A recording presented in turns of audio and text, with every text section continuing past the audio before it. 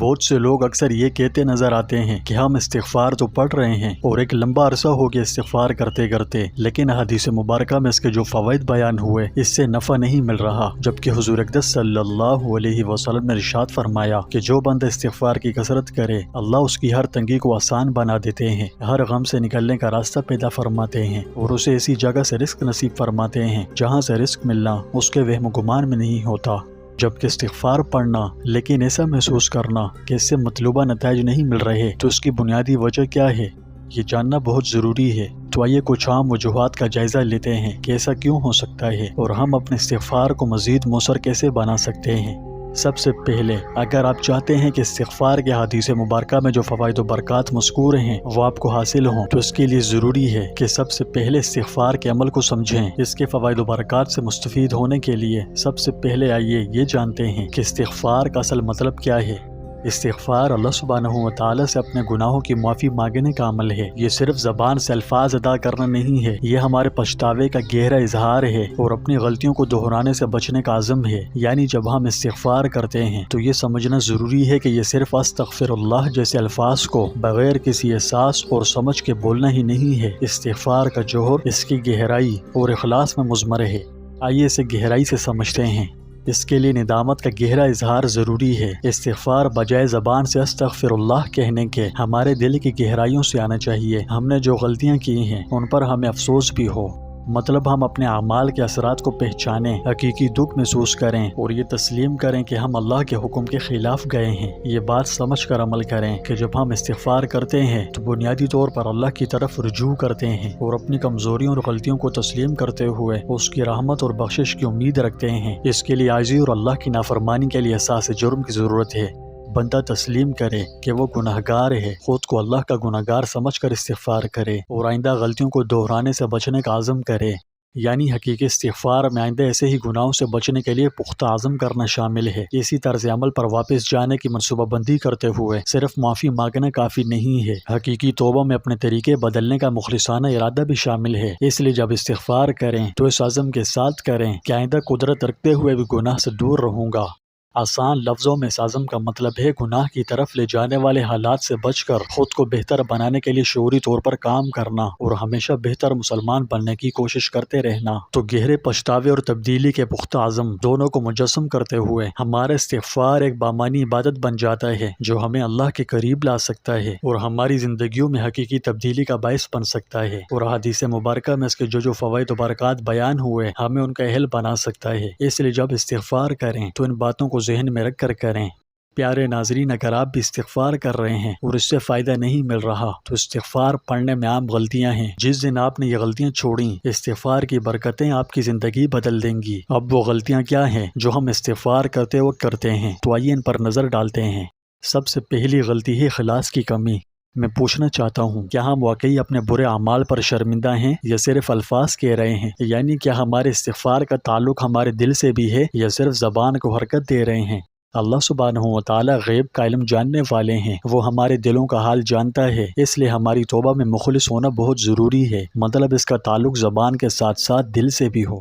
دوسری غلطی بعض لوگوں کی الفاظ کا نہ سمجھنا ہے۔ بعض اوقات ہم اس کے معنی سمجھے بغیر استغفار پڑھتے ہیں۔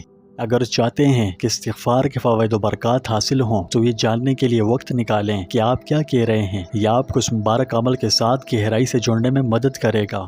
تیسری غلطی ہے بار بار گناہ کرنا۔ اگر ہم وہی گناہ کرتے رہیں اور زبانی کلامی استغفر اللہ بھی پڑھتے رہیں تو ہمارے استغفار کا مطلوبہ اثر جو ہم چاہتے ہیں نہیں ہو سکتا۔ سچی توبہ میں گناہ کا اعادہ نہ کرنے کا پختہ ارادہ شامل ہے۔ چوتھی غلطی ہے رویے میں تبدیلی کا فقدان۔ استغفار ہمارے رویے میں مثبت تبدیلیوں کا باعث بنے۔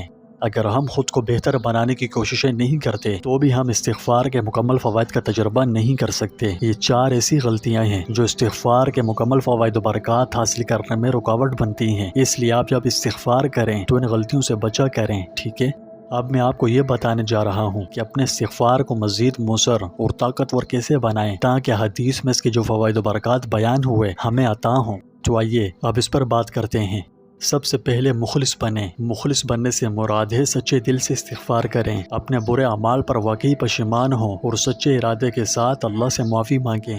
دوسری چیز، آپ استغفار کے عمل کو سمجھیں کہ آپ کیا کہہ رہے ہیں، آپ جو الفاظ پڑھ رہے ہیں ان کے معنی پر غور کریں، یہ سمجھ آپ کو استغفار کے عمل سے گہرا تعلق قائم کرنے میں مدد دے گی۔ تیسری چیز، گناہوں سے بچنے کا پختہ ارادہ کریں، ایک ہی گناہ کو ساری زندگی بار بار نہ دہراتے رہیں بلکہ دوبارہ انہی گناہوں کی طرف نہ لوٹنے کا پختہ عزم کریں۔ اگر آپ غلطی سے لڑکھڑا جاتے ہیں اور بار بار نہ چاہتے ہوئے ان میں پڑ جاتے ہیں تو ہمت نہ ہاریں اور بہتری کی نیت سے دوبارہ معافی مانگیں، اس وقت تک مانگتے رہیں جب تک جسم میں روح موجود ہے، انشاءاللہ اللہ پاک بہتری فرمائیں گے۔ چوتھی چیز ہے، اپنے اعمال کو بہتر بنائیں۔ اس کے لیے میرا مشورہ ہے کہ اپنے آپ کو بہتر بنانے کے لیے استغفار کو بطور محرک استعمال کریں۔ اپنے رویے اور عادات کو بہتر بنانے کے لیے ہر ممکن شعوری کوشش اور باخبر فیصلے کریں۔ پانچویں چیز ہے، متواتر عمل کریں، چاہے تھوڑا کریں مگر استغفار کو باقاعدگی سے پڑھیں۔ رسول اللہ صلی اللہ علیہ وسلم خود دن میں کئی بار اللہ سے معافی مانگتے تھے، زیادہ نہیں تو کم مقدار میں ہی صحیح۔ اسے اپنے روزمرہ کے معمولات کا مستقل حصہ بنائیں۔ محترم ناظرین، یاد رہے کہ استغفار ہمارے دلوں اور روحوں کو صاف کرنے کا ایک طاقتور ذریعہ ہے۔ مخلص ہو کر، اپنی باتوں کو سمجھ کر، بار بار گناہوں سے اجتناب کرنے اور اپنے آپ کو سنوارنے کی کوشش کر کے، اور جو باتیں میں نے آج بیان کی انہیں عمل میں لا کر ہم اپنے استغفار کو بہت طاقتور اور نہایت مؤثر ترین بنا سکتے ہیں۔ تو آئیے آج اپنے دل اور عمل سے اللہ سے معافی مانگنے کا پختہ عزم کریں۔ آخر میں، اگر آپ میری استغفار پر مزید ویڈیوز دیکھنا چاہتے ہیں تو ڈسکرپشن میں لنک موجود ہے، ابھی لنک پر کلک کریں اور استغفار کی برکات سے اپنی زندگی بدلنے کا سفر شروع کریں۔ دعا ہے اللہ پاک ہمیں سچی توبہ کی توفیق نصیب فرمائے۔ انتظار ختم ہوا، آپ نے کہا، ہم نے سنا، گریج فیبرکس کی جن اقسام کا آپ انتظار کر رہے تھے وہ آخرکار ہم لے آئے۔ آپ کی درخواستوں کو سننے اور پردے کے پیچھے سخت محنت کرنے کے بعد ہمیں یہ بتاتے ہوئے بہت خوشی ہے کہ بالآخر ہم گریج فیبرکس کی مزید اقسام بھی اپنی آن لائن انوینٹری میں لے آئے ہیں۔ اب آپ کو جو بھی گریج فیبرک چاہیے، آپ اپنی مرضی کی فیبرک اگر ہمارے پاس موجود ہوئی تو بآسانی اپنے گھر بیٹھے منگوا سکتے ہیں۔ اس کے لیے آپ کو صرف ہمیں وہ مخصوص معلومات دینے کی ضرورت ہے جو آپ اپنے لیے درکار فیبرک میں چاہتے ہیں، چاہے آپ ہلکے اور ہوادار پولیسٹر گریج اورگینزا یا کسی اور قسم کے گریج فیبرک کی تلاش کر رہے ہوں، ہم نے آپ کی ہر ضرورت کا خیال رکھا ہے۔ ہمارا آن لائن اسٹور ہر قسم کی ضروریات اور ترجیحات کو پورا کرنے کے لیے بہت سی اقسام کے گریج فیبرکس پیش کرتا ہے، اور سب سے اچھی بات، اب آپ اپنے حسب ضرورت فیبرک ہم سے ہمارے واٹس ایپ نمبر پر رابطہ کر کے بآسانی حاصل کر سکتے ہیں۔ آرڈر کرنا بہت آسان ہے، بس ہمارے واٹس ایپ نمبر پر جائیں، ہمیں اپنی ضروریات بتائیں اور اپنے پروجیکٹ کے لیے بہترین گریج فیبرک اپنے گھر بیٹھے بآسانی حاصل کریں۔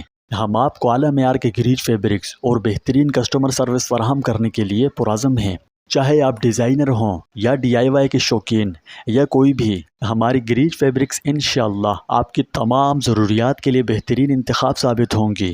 تو ابھی ہمارے واٹس ایپ نمبر پر جائیں اور اپنی ضروریات اور ترجیحات کے مطابق گریج فیبرکس بآسانی حاصل کریں۔